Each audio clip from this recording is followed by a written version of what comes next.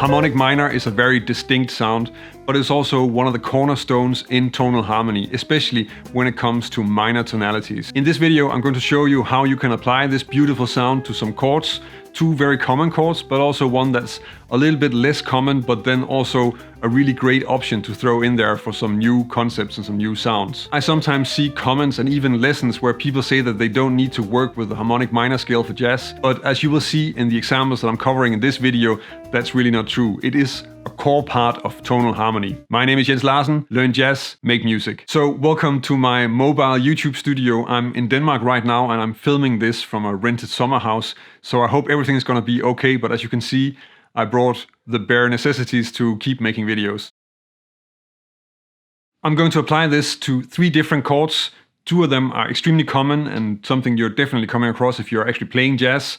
And then the last one is a little bit less common, but a really great sound to check out and add to your vocabulary. Maybe more as a reharmonization or a special effect, but definitely worthwhile checking out. The first thing we should look at is probably just the construction of the harmonic minor scale and then get an overview of the diatonic harmony so that we have some stuff to work with. A good way to understand and hear why we want to have a harmonic minor scale is that we actually don't have a real dominant if we have natural minor. So if you look at A natural minor and the diatonic harmony in there, then you would have A minor, B half diminished, C major 7, D minor 7, E minor 7, F major 7, G7, and then A minor 7. And if we want to have A minor as the tonic, then we kind of need to have sort of a 5-1. We need to have a chord that's leading us to that A minor. And the E minor chord, it does sort of resolve a little bit to A minor, but it's not very strong. And what we really want is a real dominant. So we kind of want to hear an E7 resolving to A minor. That's a lot stronger, and then you can really hear that this is the root of this part of the progression or the entire song. And that's why we have a harmonic minor, because all that we're doing is that we're just changing the scale so that we can have an E7. And that of course gives us other harmonies. So we have the minor major, the B half diminished, C major 7 sharp 5, D minor 7, but then we get the E7, and of course also F major 7 and the G sharp diminished. So we're using harmonic minor on those dominant sounds in a minor key most of the time, and of course also in a few other ones that you will see later in the video. Let's look a little bit at what kind of E7 that we actually end up with in this scale. So of course we have the E7, the basic arpeggio, so E, G sharp, B and D. If I want to look at the different extensions we have available, then I just need to start stacking thirds further up in the scale. So if I add the 9th, that's an F, so that's a flat 9. And if I add the next note, that's an A, that's the 11th. We don't really need it because it sounds like this. But the next note we get is a C, that's a flat 13. And that's probably the best description of this type of chord.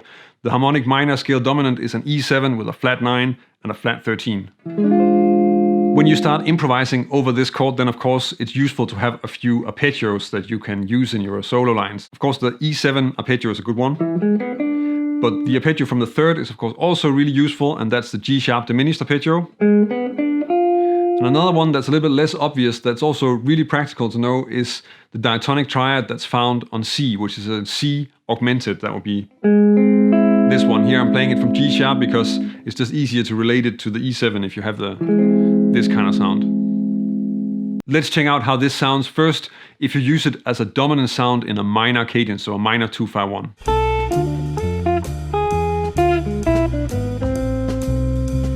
So actually a pretty basic example. The first part is just really the arpeggio of the 2 chord, and then we get the 5, the E7, and that's really a line that's just made out of the arpeggio from the 3rd of the chord with a few scale notes in between, so the G sharp diminished, and then resolving to A minor. But the harmonic minor sound on the dominant also works really well if you want to use it in major, and here you can use it as a sort of short step outside, just a few extra tension notes, and it's a little bit like you're borrowing the dominant from the minor key and then resolving back into the major key. An example of that could sound like this.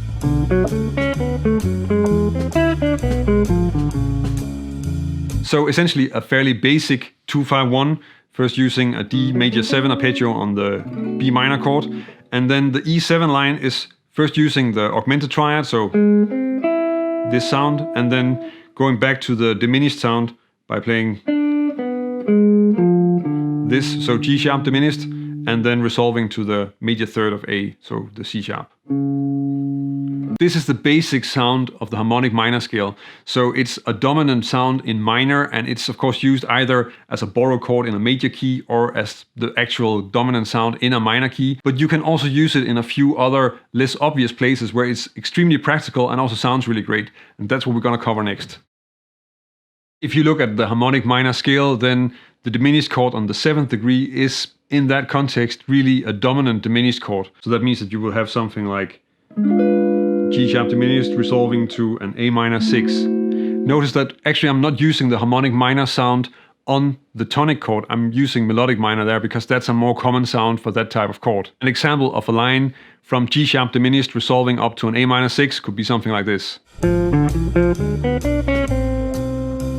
In jazz, most of the diminished chords that you're going to come across are actually not dominant diminished chords, they're subdominant diminished chords. But the harmonic minor scale is still useful if you want to improvise over it. Mostly when you have, if we look at the G sharp diminished that I'm using here, you're going to come across that.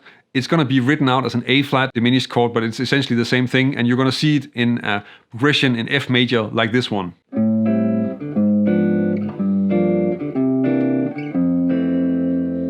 Here the diminished chord is not written as a G sharp diminished, it's written as an A flat diminished, but you arrive at the scale by looking at, this is in the key of F major, so you have an F major scale, so F, G, A, B flat, C, D, and E, and we need to fit this diminished chord in there. And one way to do that is to say, well, we need to have an F, we need, instead of the G, we're going to have a G sharp, so F, G sharp, A, then instead of the B flat, we have a B, and then we have C, D, and E, and then we have a scale that will work with this one, and that happens to be a harmonic minor, so A, B, C, D, E, F, G sharp, A. An example of a solo line using this kind of diminished sound could sound something like this.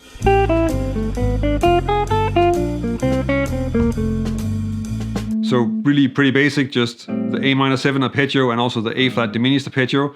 On the G minor 7, I'm using the arpeggio from the 3rd, so B flat major 7, and then just a short scale melody of the C7 flat 9, resolving down to the 3rd of F.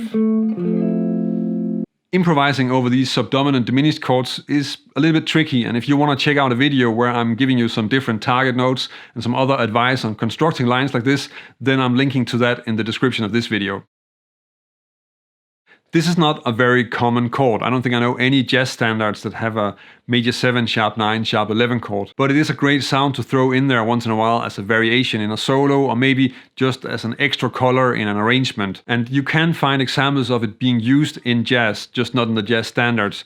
So if you check out the intro to Monk's Round Midnight, there's one, and also in Wayne Shorter's Speak No Evil, there is one chord that's similar to this one. It is in fact just the diatonic chord found on the flat 6 in the harmonic minor scale.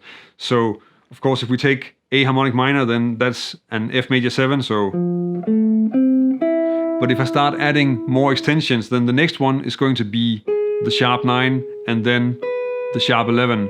And in fact, we have F, A, C, and then E, G sharp, B. So one way to look at this chord is also that it's an E major triad over an F major triad.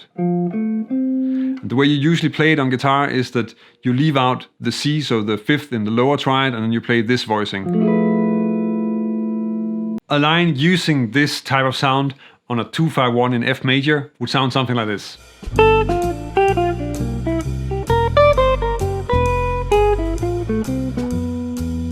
So what I'm using here on the F major 7, sharp 9, sharp 11 is really just those two triads, because that works as a great triad pair.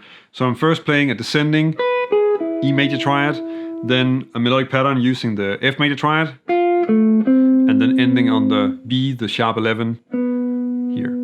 As you can see in these examples, then harmonic minor is really covering some basic, some core sounds when it comes to what we need to play in any kind of key, and essentially therefore play any kind of song. But there is another sound that's also really useful to check out for this, and that's melodic minor. And if you want to check out a video where I'm covering how to improvise melodic minor, which you definitely need for stuff like tonic minor chords, but also Lydian dominant and altered dominants, then check out this video where I'm covering a lot of that and really digging in deep to how to make lines using the beautiful melodic minor sound.